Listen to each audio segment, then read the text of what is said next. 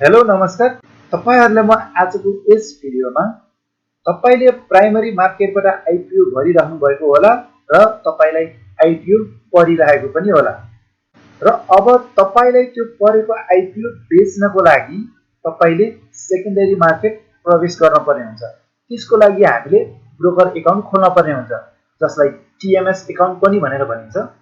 र अब त्यो ब्रोकर एकाउन्ट खोल्नको लागि तपाई घरमा बसी आफ्नो ल्यापटप अथवा मोबाइलबाट कसरी खोल्न सकिन्छ त भन्ने कुरा आजको यस भिडियोमा देखाउन गइरहेको छु।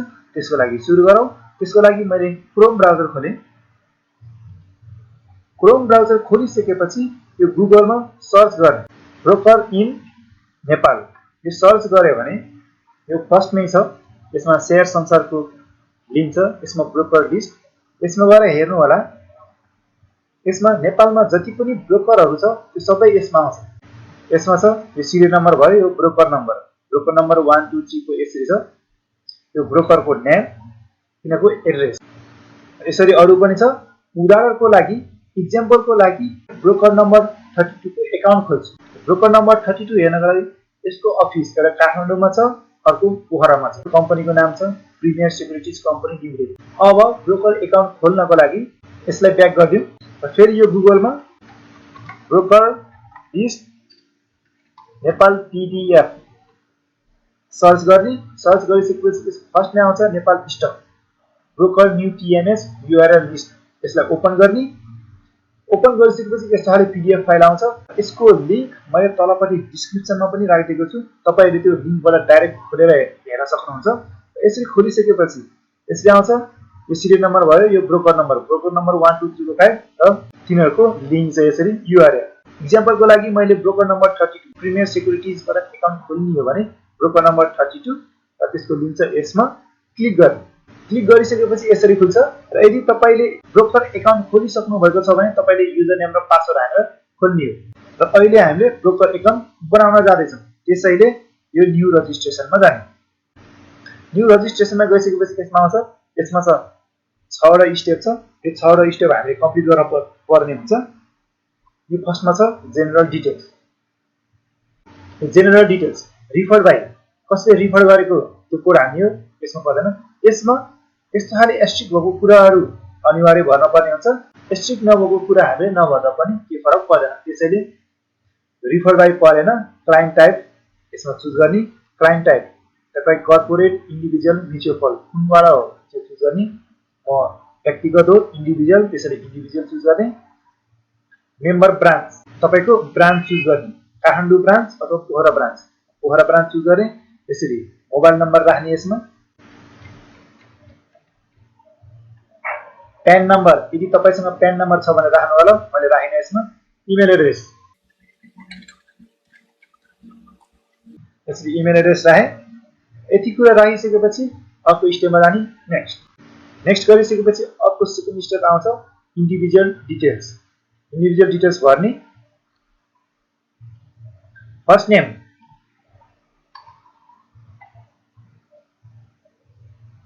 मिडल नेम छ भने राख्ने छैन भने परेन।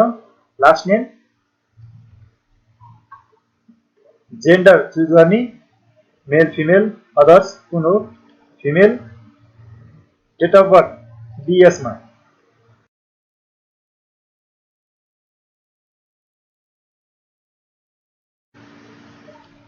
यसरी डेट अफ बर्थ र इंग्लिशमा आफै अटोमेटिक आउँछ। फादर्स नेम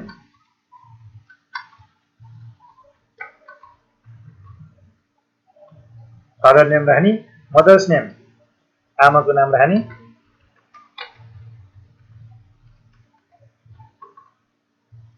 ग्रान्डफादर्स नेम हजुरबाको नाम।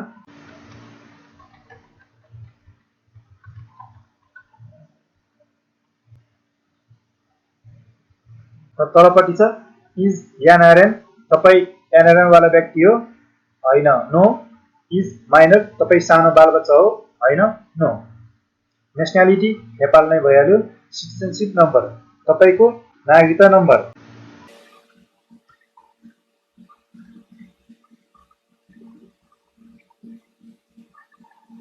तलपट्टि छ सिटिजनशिप इस्यु प्लेस नागरिकता निकालेको ठाउँ। स्याङ्जा। तलपट्टि छ फेरि सिटिजनसिप इस्यु डेट, यसमा नागरिकता निकालेको मिति।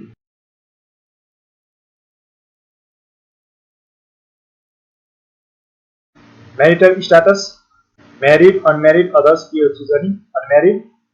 अकुपेसन, तपाईँको अकुपेसन के हो, service, government, public, private sector के हो चुज गर्ने। म स्टुडेन्ट हो, स्टुडेन्ट राखेँ। बिजनेस टाइप राखिनँ, डेजिग्नेसन पनि राखिनँ। कन्ट्याक्ट नम्बर तपाईँको मोबाइल नम्बर राख्ने।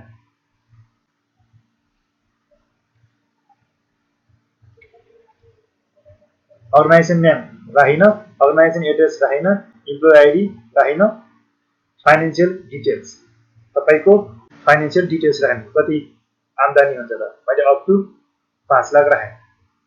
Involve in investment company, investment कम्पनीमा इन्भल्भ छैन, no.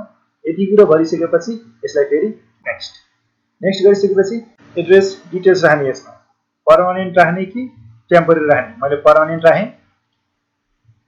Country of residence Nepal भइहाल्यो। State, province 4, district Syangja, municipality Waling, ward number 03, street टोल रामसे। यसरी यति कुरा भरिसकेपछि फेरि यसलाई नेक्स्ट। यसमा छ ब्याङ्क डिटेल्स, ब्याङ्कको डिटेल्स गर्ने। यसमा ब्याङ्क कुन ब्याङ्क हो, ब्याङ्क चुज गर्ने। ब्याङ्क चुज गरेँ। ब्रान्च, ब्याङ्कको ब्रान्च एकाउन्ट भएको, Waling branch. Account type saving, र यसमा एकाउन्ट नम्बर। फेरि यसलाई नेक्स्ट गर्ने। नेक्स्ट गरिसकेपछि डिपोजिटरी डिटेल्स, बिओआइडी, तपाईँको बिओआइडी, डिम्याट एकाउन्ट नम्बर राख्ने। यसमा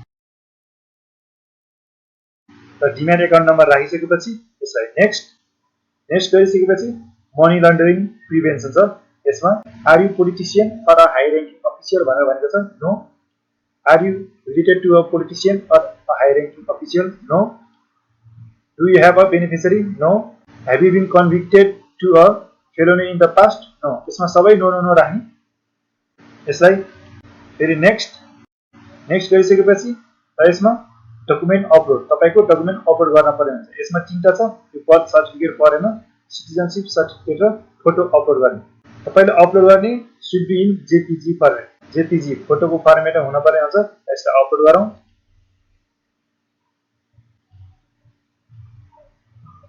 सिटिजनसिप,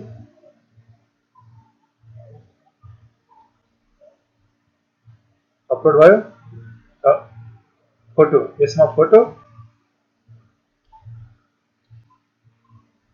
यसरी तपाईँको नागरिकता र फोटो अपलोड गरिसकेपछि यसलाई फेरि नेक्स्ट गर्ने।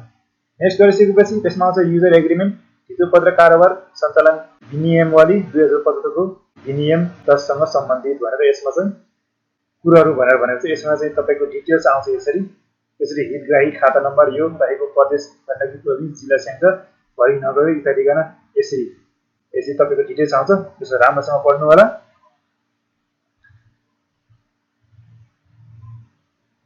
यसमा तलपट्टि छ ब्याङ्कको डिटेल्स, यसरी राम्रोसँग चेक गर्नु होला, राम्रोसँग पढ्नु होला। मिस्टेक छ यसलाई फेरि सच्याउनु पर्यो भने ट्याग गरेर फेरि सच्याउने, अथवा यसलाई क्यान्सल गरिदिने भने क्यान्सल एप्लिकेसन गरिदिने। र ठिकै छ, अब यसलाई अगाडि प्रोसेस बढाउने हो भने यसलाई सबमिट एप्लिकेसन गर्ने। सबमिट एप्लिकेसन गरिसकेपछि यसमा छ टर्म्स एन्ड कन्डिसनलाई एग्री गर्ने। एग्री गरिसकेपछि फेरि प्रोसिड गर्ने।